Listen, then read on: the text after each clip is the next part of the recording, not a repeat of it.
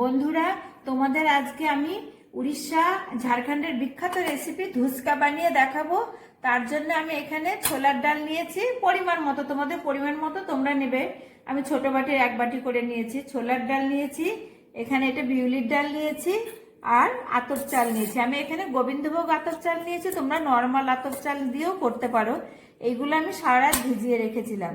এবার আমি এগুলো ভালো করে ধুয়ে নিয়েছি। এবার মিক্সিতে আমি পেস্ট করে নেব। আমি সমস্ত ডাল চালগুলো আমি মিক্সিতে একসাথে পেস্ট করে নেব। খুবই সুস্বাদু একটা রেসিপি, আর ওদের একটা ট্র্যাডিশনাল রেসিপি উড়িষ্যা ঝাড়খণ্ডের। এই রেসিপিটা খেতে খুব ভালো লাগে। ডাল চালের সঙ্গে আমি 2টো কাঁচা লঙ্কার একটুখানি আদা দিয়ে দিচ্ছি, একসাথে বেটে নেব। আমি অল্প জল দিয়ে বাটবো। ডালগুলো আমি মিহি করে কি সুন্দরভাবে বেটে নিয়েছি। এবার একটা পাত্রে ঢেলে নিলাম। বন্ধুরা দেখো কত সুন্দর পেস্ট করে নিয়েছি। আমি এবার 2 ঘন্টা রেস্টে রেখে দিচ্ছি পেস্টটা। দেখো বন্ধুরা, আমি 2 ঘন্টা পরে ফিরে এসেছি। ব্যাটারটা অনেকটাই বেশ ফুলে গেছে। এবার আমি কিছু কিছু মশলা এই ব্যাটারের ভেতরে অ্যাড করব।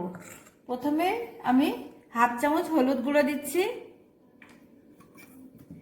1 চামচ ছোট চামচের 1 চামচ লবণ দিচ্ছি, 1/2 চামচ জিরের গুঁড়ো, অল্প একটু হিং দিচ্ছি,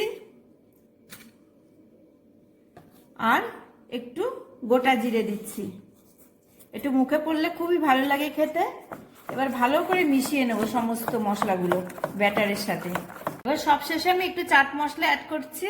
এই চাট মশলাটা দিলে খেতে খুবই স্বাদ লাগে। দেখো বন্ধুরা, আমার খুব ভালো করে ফেটানো হয়ে গেছে সমস্ত মশলা দিয়ে।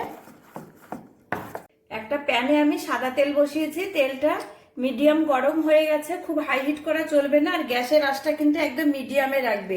এবার আমি ধুসকাগুলো ভেজে নেব।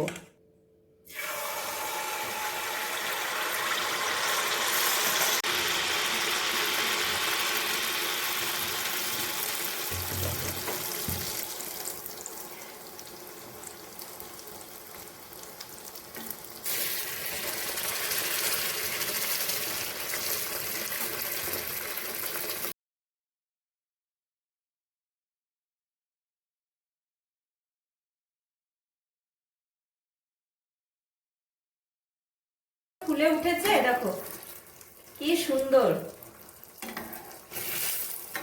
এবার আমি উল্টে দিচ্ছি। দেখো বন্ধুরা, ধুসকা দিয়ে খাওয়ার জন্য আমি একটু ঘুগনি বানিয়ে নিচ্ছি। তোমরা তো সকলেই জানো ঘুগনি বানাতে কি করে বানাতে হয়। দেখলে তো বন্ধুরা কি সুন্দরভাবে ধুসকাগুলো ভেজে নিয়েছি, আর কতটা ক্রিপসি হয়েছে।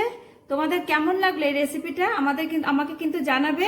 আর তোমরা কিন্তু অবশ্যই এই রেসিপিটা ট্রাই করবে। খুবই সুস্বাদু খেতে হয়। আর ঘুগনি করেছি, তোমরা তো দেখেই নিলে। দেখো তোমাদের একটা ভেঙে দেখাচ্ছি, দেখো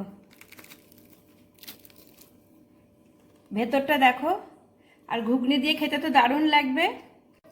আমার এই রেসিপিটা যদি তোমাদের ভালো লাগে তবে অবশ্যই অবশ্যই আমার চ্যানেলটি সাবস্ক্রাইব করে দিও, আর লাইক তো অবশ্যই একটা করো। আর আমার পাশে থেকো তোমরা এইভাবেই।